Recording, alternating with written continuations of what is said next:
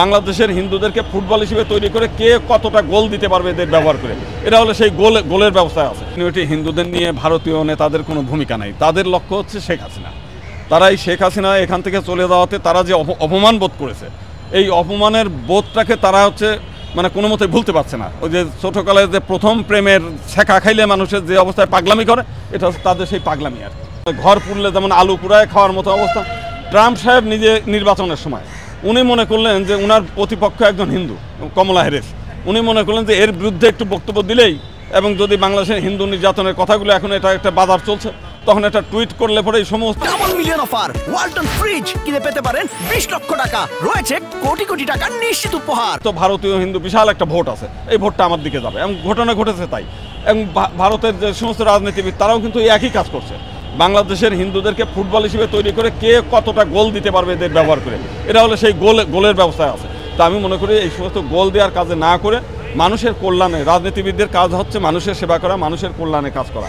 আমি যে কথাটা একটু আগেও আমি উদাহরণ দিলাম যে আপনার দিল্লিতে যে কেজরিওয়াল সাহেব আছেন, মানুষ কিন্তু তাকে অনুসরণ করা উচিত যে কিভাবে দেশের জনগণকে এই সমস্ত উস্কানিমূলক কোনো বক্তব্য ছাড়াই সে আজকে দিল্লিতে 3 টাইম তিনি ক্ষমতায় রয়েছেন, তিনি রাজস্থানে ক্ষমতা পেয়েছেন, ভবিষ্যতে আরও অন্যান্য জায়গায় আসবেন। এবং আমাদের তৃণমূল নেত্রী তিনিও কিন্তু জনগণের মানে খেদমত করেই, সেবা করেই কিন্তু তিনি দীর্ঘদিন ক্ষমতায় রয়েছেন। যদিও লাস্ট পর্যায়ে দিয়েছিলেন যে ওই ইস্যু থেকে মানে শান্তি রক্ষা মিশন আসেন।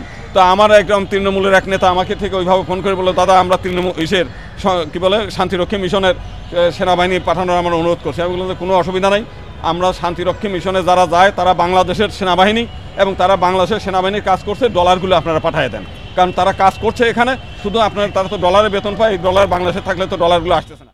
তো আপনার তৃণমূল নেত্রী বলেন ডলারগুলো যেন হিসাব করে বাংলাদেশে পাঠিয়ে দেয়। বাংলাদেশে আমি যেটা আপনারা জানেন যে বাংলাদেশের অন্তত 1.5 কোটি মানুষ সেই ভারতের মানে পৃথিবীর বিভিন্ন দেশে তারা চাকরি বাকরি করছে, খেয়ে না খেয়ে বাংলাদেশে টাকা পাঠায়। সেই টাকা নিয়ে মানুষ কিন্তু বাজারে করতে যায়, পর্যটনের বেড়াতে যায়, চিকিৎসা নিতে যায় হলো ভারতে। অর্থাৎ ভারত বাংলাদেশ থেকে হাজার হাজার কোটি টাকা প্রত্যেক মানে দিন তারা এখান থেকে আয় করে। এইখান থেকে যদি তারা বন্ধ করে, এটা তাদের জন্য বিশাল ক্ষতি।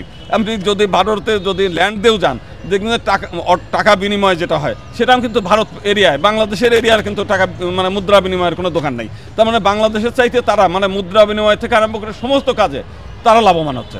আমি মনে করি তারা এই অবস্থা করতে থাকলে এটা ভারতের জন্য চরম ক্ষতির। এবং এটা নিয়ে ভারতের পত্রপত্রিকায় প্রচুর লেখালেখি হচ্ছে, ভারতের জনগণ এইটা প্রতিবাদ করছে যে এটা এই ভিসা না দেওয়াতে আমরা তো ব্যবসা লাটে উঠে গেছে। অনেকে বলছে যে আমরা দিনে একবার খাচ্ছি, না খেয়ে আছি, এইরকম একটা পরিস্থিতি তাদের মধ্যে বিরাজমান। আমি ধর্মগতভাবে সংখ্যালঘু, এতে কোনো অসুবিধা নেই, কিন্তু আমি তো বাংলাদেশের নাগরিক এবং আমাদের প্রথম এটা হচ্ছে প্রথম হলো দেশ, আমাদের দেশের মানে কল্যাণটা আগে, দেশের স্থিতিশীলতা আগে, দেশের সার্বভৌমত্ব আগে, এরপরে ধর্মটা তো আমার নিজের ব্যক্তিগত বিষয়, ওটা কিন্তু দেশের না, সবার আগে দেশ।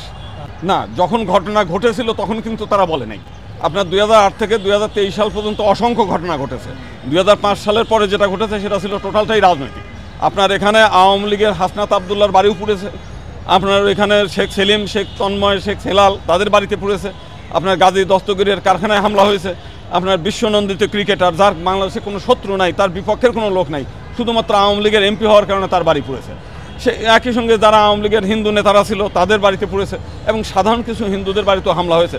এটাকে কোনো সাম্প্রদায়িক বলা চলে না, এটা মূলত ছিল টোটালটাই রাজনৈতিক, কিছুটা সাম্প্রদায়িক মানে হয়ে গেছে।